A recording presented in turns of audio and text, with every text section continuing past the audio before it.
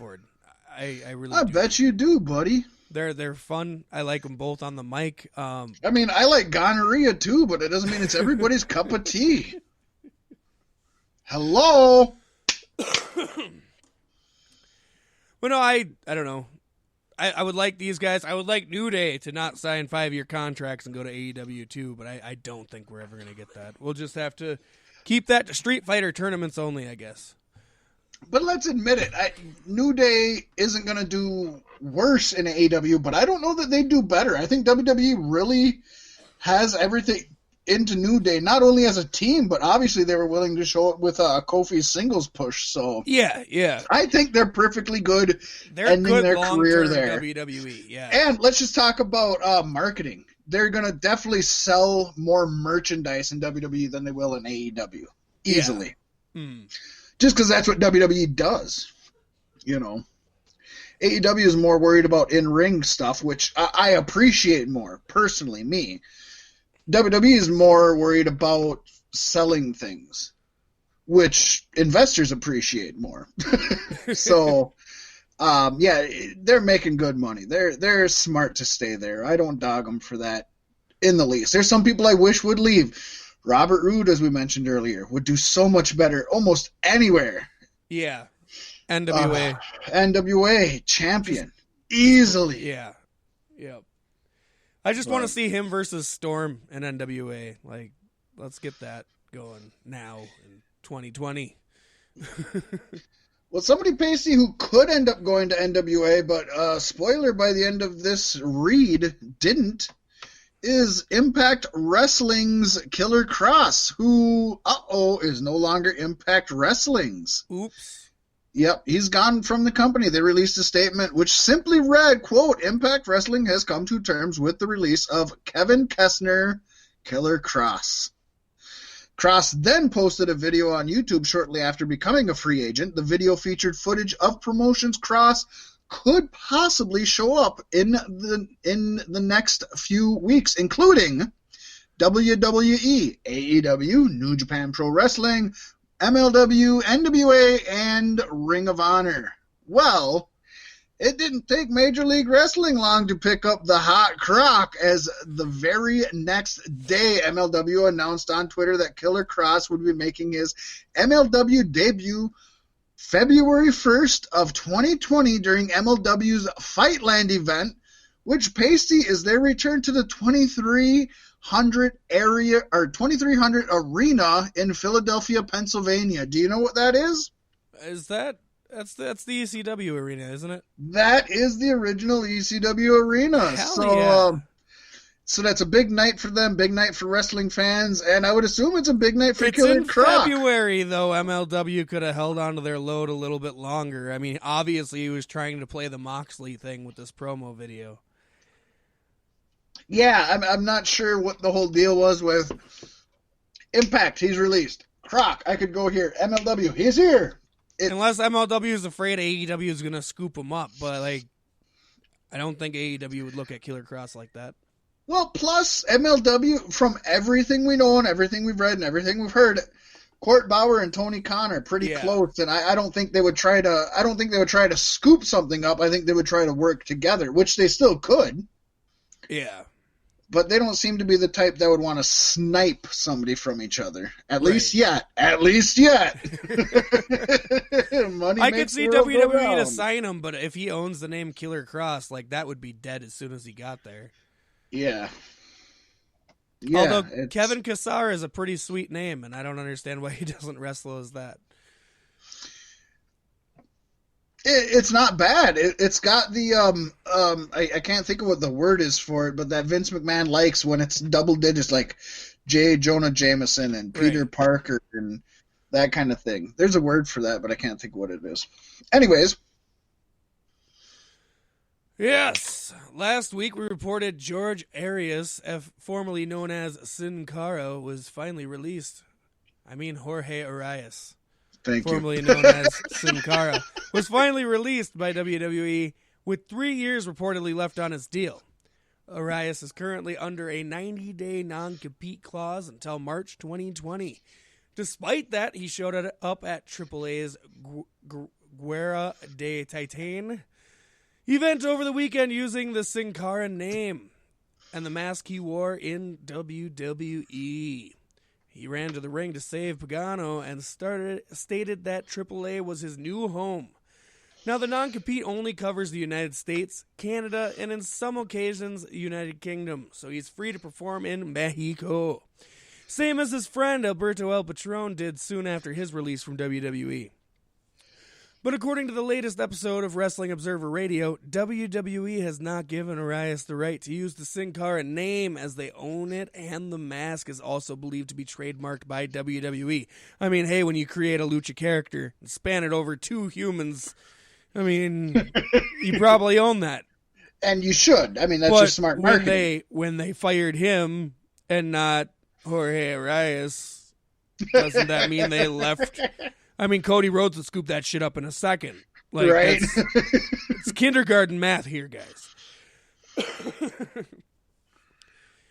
He has announced that he will be going by the legendary moniker Cinta de Oro, or Golden Belt.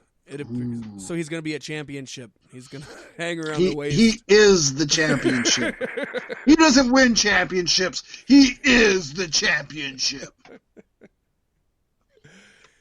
It appears, according to Pro Wrestling Sheet, Arias received permission to use the name from sons of the original Cinta de Oro, who also gave him their father's mask to wear. And actually, he posted a really badass picture on Twitter, Instagram, something of him in his Sin Cara mask, holding up the mask of the original Cinta de Oro with his sons. So this is actually a really big deal. It's really huge. Cinta de Oro isn't huge in the States, and I don't expect a lot of people to know who he is, but his name carries a huge lineage behind it. And this is big. This is when he goes back to Mexico, he's easily going to be bigger than Sin Cara was in WWE. Oh, yeah. Let me put it that way. It's not hard to achieve. That is easily true also. Yes, sir. I'm not trying to say it is. I'm just pointing out facts here. He should have did a video. He should have came to AAA and he should have dropped the mask in a trash can. Just saying. That would have been badass. Nice callback to our This Week in Wrestling History. Yeah, he could have had the other mask on underneath of it, so he didn't have to show his face or anything. Exactly. And just to wrap this up, we got a quick little thing here that we just felt it was worth mentioning. Former ECW FTW champion Taz announced on Monday that he made the decision to depart his CBS Sports Radio morning sports show, Taz and the Moose, with this week being his final episodes. Taz, so AEW confirmed, motherfucker. He still has the Taz show. He's still doing his Taz show. He's just not doing Taz and the Moose anymore. Fuck you, Moose. Get out of here. Yeah. You gonna kick me off of Beef Sticks? Just run this shit yourself? No, I don't think I could do it. I don't think I could handle it. But something that's hard to handle, Pacey, but so much fun, just like your grandpa's wang, and that is Lost in Autoerotic Abridgment. What the fuck is that?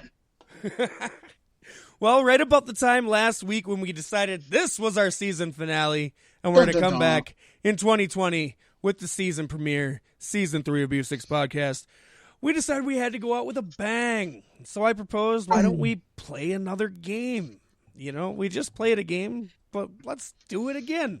We like our games here. They're fucking fun. Who doesn't like games? Yeah. So we're sitting here and we're pondering just for a couple of seconds. I really wanted to play autoerotic wrestling again, but I really wanted some Lost in Translation. Yeah, and it is our season finale, so why does it have to be about anybody else but us? So we decided to smash the two games together and do it on the topic of Beef Sticks Podcast episode descriptions throughout this last season. It's almost like we put a lot of fucking thought into this, huh? Wow! We got these fucking listeners fooled. Literally only took 20 minutes after we stopped the show last week to come up with this. Oh, it was great.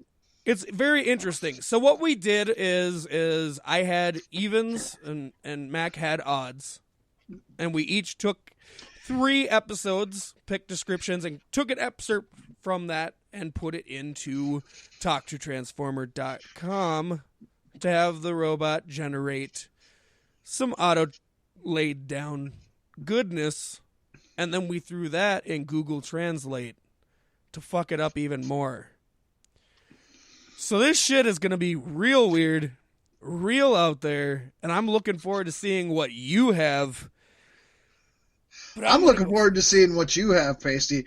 But first of all, did you, it sounded like, did you stick with a certain translation method as we have in the past where we went to X to X to X? No, I kind of went through the motions. I kind of did what languages the original Talk to Translate laid out. I just, what it vibed like. What language is it? Wasn't it English? Well, I mean, I know, but like what it vibed like is the languages I translated it through, kind of in my own mind. It probably won't make sense to a lot of people, but it did to me at the time.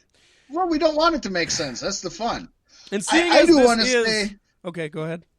Well, I went through and I just found a letter, and I didn't think about it until 20 seconds ago that it may be awkward, but we're just going to say it's not awkward. I picked a letter and I went with translating through that. So it was written in English, so all of mine started in English, went to Kurdish,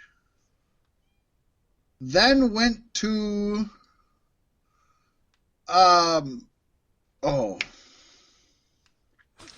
what's the other K one? Korean. Sorry, Korean. Yes. Went from English to Kurdish to Korean to Kannada, not Canadian, Kannada, back to English. So every one of mine went English, Kurdish, Korean, Kannada, and then English. I like that. So being the season finale, I figured why not go back to episode 1 of season 2. Which just so happens to be the 5th annual Beefy Awards. So for us to end the season here and pick it up with next year, spoilers, we're starting off with the Beefy Awards, and it will be the 6th annual. But this is my excerpt from the 5th annual Beefy Awards. And I took the excerpt from the description. After an extended holiday break, the boys of Beef are back in the saddle again. It's time for season 2, baby. Join us for our most prestigious event. And then I allowed Talk to Translate to generate some more stuff. Ran it through Google Translate. And I got, after a long lunch break, the little animals are back in their chairs. It's time for phase 2. Take part in our award-winning event, Tour. The circle is spinning. The water flows. The beach is clear. We have plenty of food and wine to entertain you. It sounds like a battle, but to you like beer, wine, and a few strings. You may wonder what the hell's going on. Don't worry, that's a good reason. The season, an independent team, was included in the crowd some time ago. I really like my music, so it was fun to be a part of the return. Music. This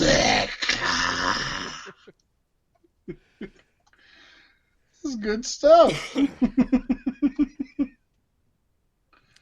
Yes. I like that. That was a fun one. It sounds like a battle, but to you like beer, wine, and a few strings. And a few strings? There's always a few strings attached with B6 Podcast. You gotta bust out the guitars and the violins every now and then. Honestly. Oh, that was good. I like that one, Pasty. That's a great way to start it off. And with our first one. And I jumped ahead to episode 4 of this season. It's called Phoenix Rising. So the excerpt that I took from our description was simply, this week we kick off the show with a rant about our love-hate relationship